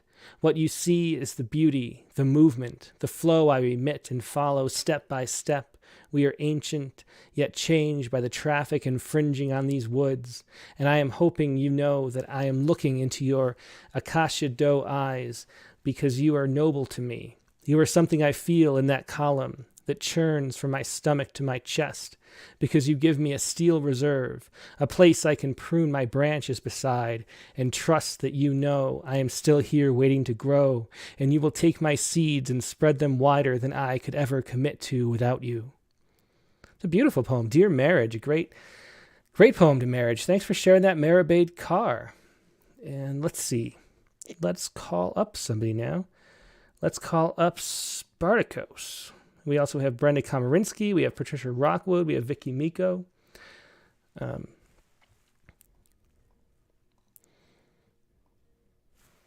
this is Spartacus coming in. Ooh, we have some photographs in this. Hey, Spartacus, how you doing tonight? I'm doing great. Let me get this fixed really quickly so we can see you. Here we go. And so what do you have for us? You have these pictures that you sent with the poems. What is this of? I did recently. It's a place called St. Audrey's Bay. It's an area in Somerset in UK. So I had these pictures and I was thinking that I could read something about memory. Yeah, and for sure. Then I came up with this poem. And this trip inspired me to create the poem. And basically I was looking for fossils, but I understood that what matters in life is things that last, and emotions, experiences are that kind of things that last. Yeah, these are really... where exactly is this, did you say? It's in... there is an area called Somerset in UK. Mm-hmm. It's very near to Bristol. Yeah, these are really interesting rock formations. if you could show some of these pictures, Yeah, and I'm the scrolling other through them poets now. could Yeah. see. hmm Yeah. Oh, okay, cool. Yeah, these are. Is this is Giant's Causeway near here? It looks similar the way the rocks are sort of all over. I have no idea. Um, Oh, and a to beautiful be honest, waterfall here too at the end. it Yeah, is. Yeah, I've never seen something like that. And yeah, on right. the top of the waterfall, there is a tree. Yeah, that's really cool. Well, let's hear it. Whenever you're ready, go ahead. I have it on screen for everybody at home. Okay, cool. Chasing fossils in St. Audrey's Bay. My dearest memory. I woke up early this morning in my room. I'm not going to wash my hair or shave. We just need to pack up quickly and go away. My beautiful memory. Me and you in St. Audrey's Bay. You take pictures of the glittering sea. A waterfall cascades down the cliff to join the wholeness of the sea. My sweetheart, try to remember the roots of the dried tree. The branches stand on a cliff, how they wait for the salt water to touch them gently. My darling, I feel sad. All conquering time is precious. Let me feel the moment when the waves carve figures in the rough rocks. Let me touch the curved pebbles. My dear one, a pebble with fingerprints and a pebble with the alphabet of the sea. I count the pebbles and you throw them into the sea. I feel hungry. I look at the huge sculpture on the beach. It resembles a sitting made of limestone. Two people are arguing and their dog is swimming. My comrade, a high tide is coming. We have to go. The sea will claim everything for itself. Did you find any fossils, Mnemosyne? My beloved one, rests on a rock. There are no clouds in the sky. I look at a small bird that moves quickly. My sweetheart, you open your hand. You look at it like a fortune teller. You put a small shell on my palm. I can now listen to the wind of the ocean. It is my lullaby. Beautiful poem. That was Spartacus. I love that. I love the part where I don't remember where it went, but just wonderful descriptions of that beautiful The place waterfall. was Yeah. so wonderful that I think that everyone, if they went there, they would be inspired so much they could write a few words and create a poem. I'm sure about that. And it was wonderful. It was something like a life experience for me. That's wonderful. I'm so glad you could share it with us and these pictures too. Thanks so much, Spartacus. Thank you very much and enjoy your evening. You too. Bye bye. Bye. That was Spartacus with Chasing Fossils in St. Audrey's Bay. Now, let me show you just one last time these photos here, because what an inspiring place that is. I must at the beginning I thought maybe it was like the base of the pyramids, but this is unnatural. Like look at that rock, those layers of limestone and whatnot. I'm not a geologist, but really cool. Thanks for sharing that. And let's see. Next up, we will have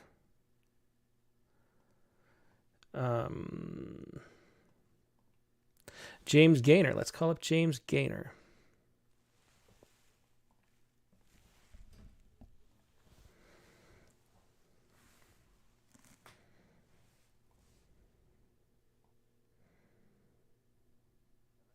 Hey, James, how you doing tonight? Oh, hi, Tim. How are you? I'm doing great. And you're calling from like New York City area, right? That's right. I'm calling from Manhattan. Yeah. And what do you have to share with us tonight?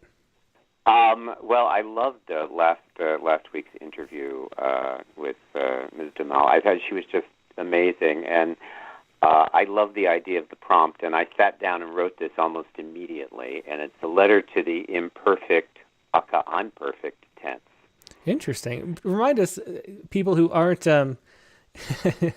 professional writers, I don't even know the imperfect versus the perfect tense. What's the difference?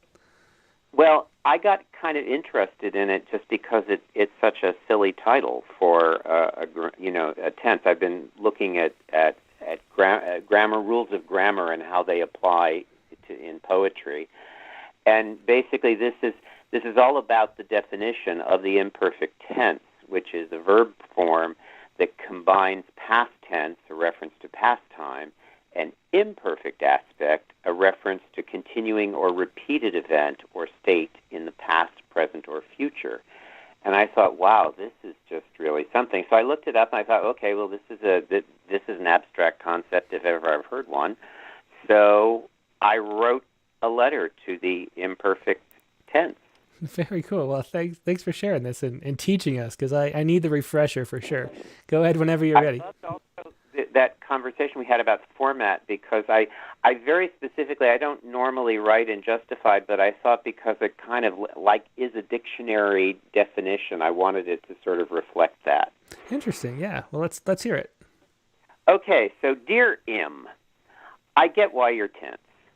It's challenging to be the enemy of the good while describing action that's ongoing right now or in the past or in the future, because wherever or whenever there's an action, flawed or not, there's always a reaction, anticipated or not, and lost somewhere in there, the perfect isn't. And that must be exhausting for a concept embracing the past, present, and future in a grammatical, cosmological whole.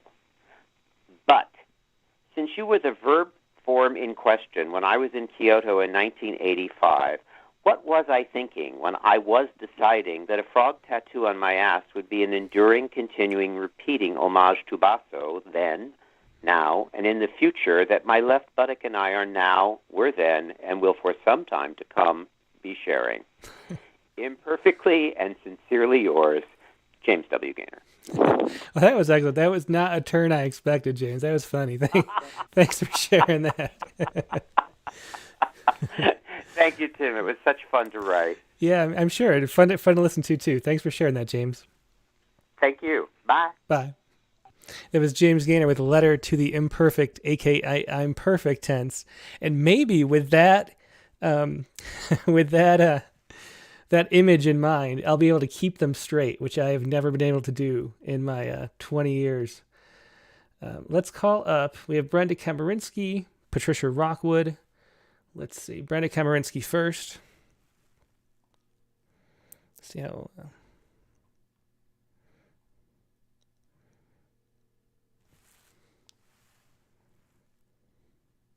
Hello. Hey, Brenda. How you doing tonight? Good. How are you doing? I'm doing great. And yours is Dear Emotions. Is there anything you want to say about it? No, it's short.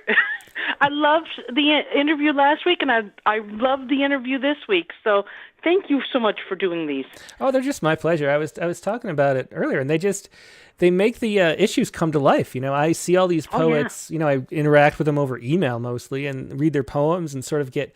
Weirdly, you get like a lot of personal details because you read all these poems from people, but then they're words on the page, and all of a sudden they're real people. It's really interesting for me personally. I do it if I think you need the audience or no one would show up, but I do it anyway.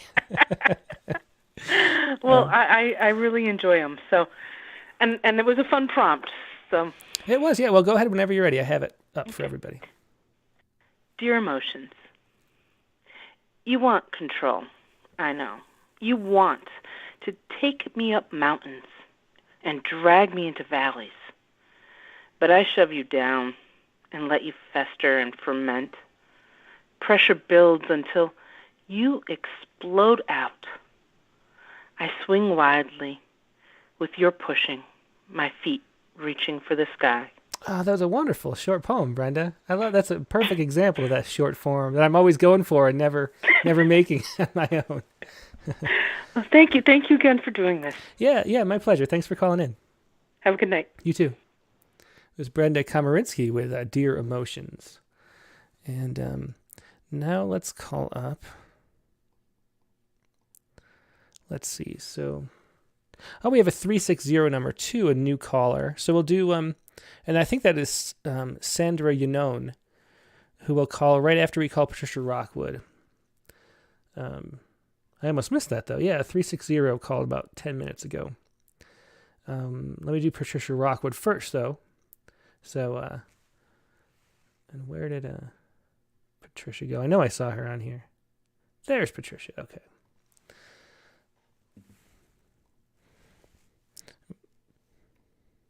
And Patricia has Dear Tomorrow. It's interesting to see what abstract concepts everybody's choosing.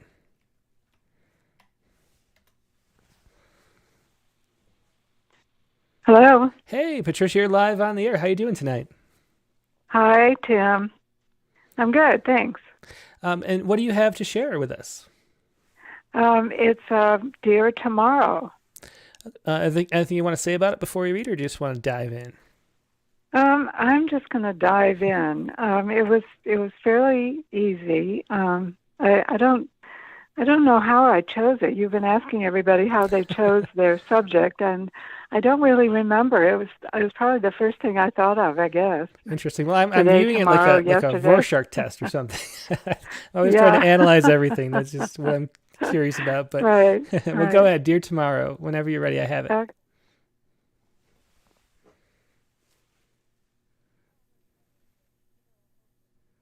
Either that or nothing, and terrify. I'm always on tiptoes.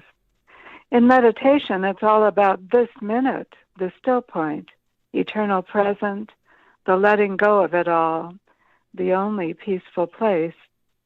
Tomorrow, you are the deadly thrust of the heron's sharp beak, and you are the way it opens its soft gray wings to the sky and disappears among the scattering evening clouds. Excellent. That was Dear Tomorrow by Patricia Rockwood. Thanks so much for sharing that, Patricia. You're welcome. Have a good night. You too. Okay. Let's see. Hopefully, I think, make sure I had, hopefully I didn't have it on mute for too long. I don't think I did. I think it was just when I flipped screens, it was muted. Okay, and now we have 2 new callers. We have 360, which I'll call first, and then a 602, which I'll call second, and that's probably going to end up and close out the night because we have about 10 minutes left. So let's do that. Let's try 360.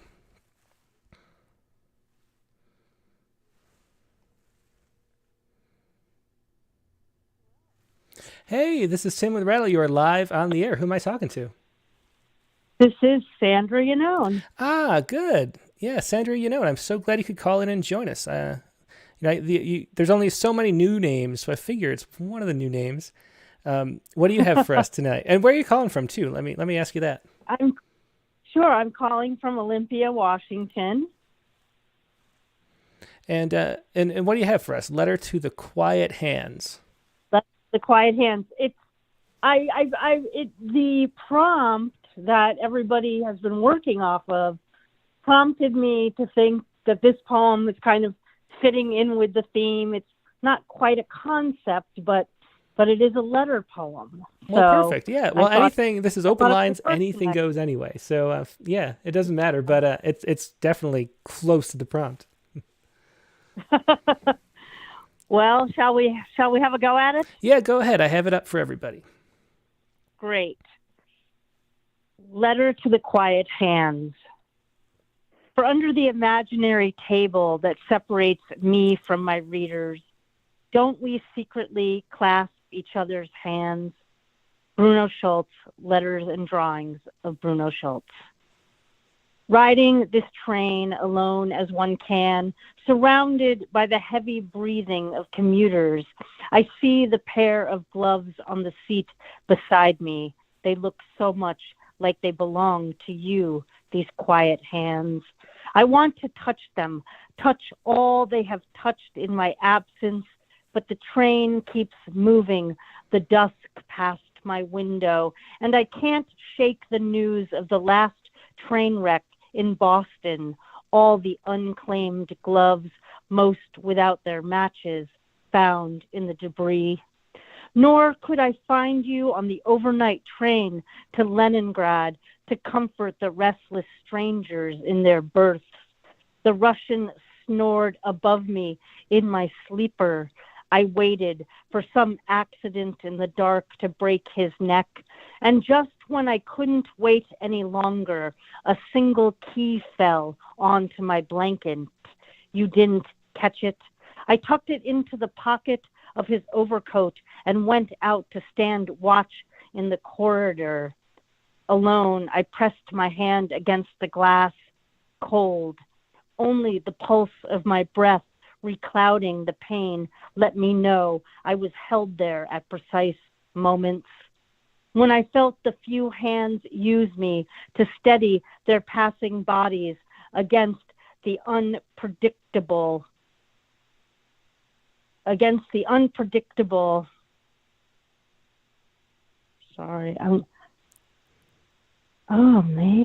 Do you want me to read the last 3 lines for you? I have it right here. Oh my gosh, sorry, I've got it. Okay. When I felt the few hands use me to steady their passing bodies against the unpredictable shifts of the tracks, I knew none of them were you. Nothing feels like the grip of your hands will ever come back. Oh, that was an excellent poem. Thanks so much for sharing that.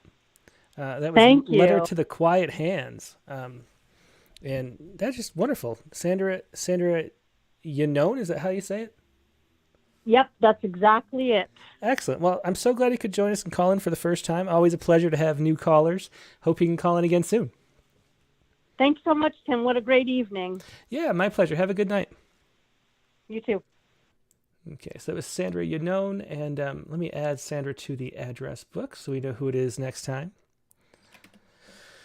And let's see, we have 8 minutes left. I think let's try the 602 number, and this might be the last caller. Depends how long this poem is. We'll see.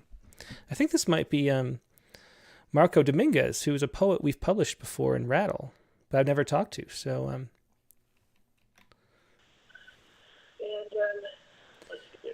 hey, Marco, can you hear me? You're live on the air. Yes, I can hear you. Hey, thanks so much. I'm so glad you could call in. Where are you calling from? I'm calling from Mesa, Arizona. Excellent. And you've been in Rattle, too. I can't remember the name of the poem off the top of my head. Do you remember what it was? Yeah, it was called The Edge, and it was in your Poetry Slam issue. Oh, that's right. That's right. The Edge. That was a while ago. Oh, yeah, it's been a while. Well, it's so great to finally hear your voice. And so glad you could join us. Oh, no, thank you. You're doing great work. I always follow what you're doing. No, good job. Very cool. Well, thanks. And so what poem do you have? This is Saint Lord. Is there anything you want to say about it to introduce it? Yeah, this is a poem. It's not based off the prompt, but it kind of matches it a little bit from Denise Duhamel. It's one that I published a few years back in a magazine that's not publishing anymore called Narrow Fellow. Oh, I remember that. And yeah. So, so I figured I'd call in and share. I'm like, I've listened to your show a few times, so I'm like, it'd be nice to say hello. Yeah, I'm so glad you did. Let's hear it whenever you're ready. I'll put it up. Okay. It's called Saint Lord. Dear Saint Lord of 1,000 apologies, there is a girl hooking her fingers through a chain link fence. 20 years from now, she'll break my heart and I won't like it. I'm sorry I let her down enough to stop loving me. I'm sorry her father was caught crossing some border somewhere. I'm sorry she has a lost belief in men. Now for me, I weaken like full donation baskets at the richest church. I lack the self-worth of $100 bills. Forgive me the broken-hearted days of inactivity, the staring at birds flying away and not flying myself. I couldn't help it. Like a chain link fence, she hooked herself into me, and I became grounded, hoping she wouldn't let go, hoping she would climb. Oh, that was an excellent poem. Thanks so much for sharing that. It was Saint Lord. And where was it published? In Narrow Fellow, about 2016. Oh, that's right, Narrow Fellow. You mentioned it. Yeah. It's a wonderful poem. I'm so glad you could share it here, too. Thanks. Yeah, and it's so good to actually talk to you. It's been a long time. Yeah, for sure. Yeah, I hope to talk to you again soon. Yeah, no. Continue the good work. I love what you're doing. Thanks. Appreciate it. Have a good night. Okay. You too. Bye. Yeah, so let me, that was Marco A. Dominguez, and let me put Marco in the phone book so we know who it is next time. And we are pretty much out of time, so I don't think we're going to be able to do the longer poem from Vicky this time. And there are a few other people who, let's see, who sent poems that didn't call in.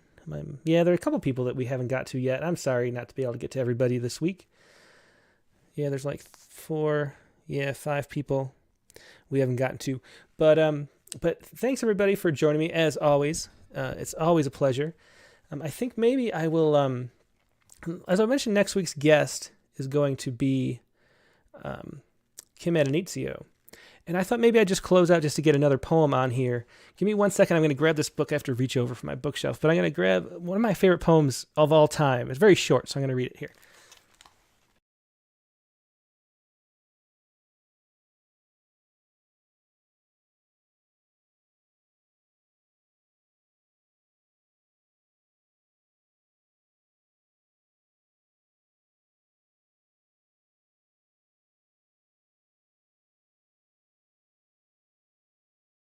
Okay, so this, I thought I would just read this to close out the show. I like to do a preview, and we only published one of Kim Adenizio's poems, and she might want to read that next week, so I didn't want to read that. Plus, it's a little longer. But this is my favorite contemporary sonnet, and it's a poem I just love the richness of it, and the tangibility of it, and the way that the poem, the sonnet form, moves through all this enjambment.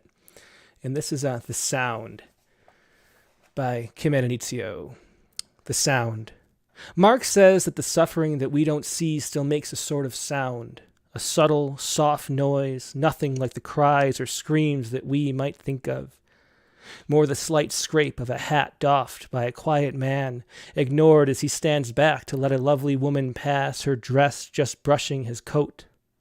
Or else it's like a crack in an old foundation, slowly widening, the stress and slippage going on unnoticed by the family upstairs, the daughter leaving for a date, her mother's resigned sigh when she sees her. It's like the heaving of a stone into a lake before it drops. It's shy, it's barely there, it never stops. That is The Sound by Kim Adenizio, and I use that as an example of what sonnets can do and how much enjambment can play, and how much we were talking about sound in the silences, and you can really see it here with all this enjambment, and then at the very end it slows down and there's all that silence and space. That's from The Philosopher's Club, one of the earlier books by Kim Adenizio. And I decided to share that to close out the show. Now, before we go, let me tell you what the prompt is going to be for next week, and that will be right here. The prompt is going to be, oops, that's St. Lord, that's not right. The prompt is going to be, get this out of the way. Write a poem that contains the following randomly selected adjectives: large, knotty, and salty. So those are 3 words that Megan picked in this prompt. Write a poem that contains the following randomly selected adjectives: large, knotty, and salty. And that's going to be your prompt for next week. Good luck. We're going to have a lot of those words in it, but it's going to be interesting to see where everyone takes it. That's a lot of fun of these prompts on the open lines. So I'm looking forward to that. And as I mentioned, next week's guest is going to be Kim Adenizio. She has a brand new book out from Norton, Now We're Getting Somewhere. That'll be Rattlecast number 88.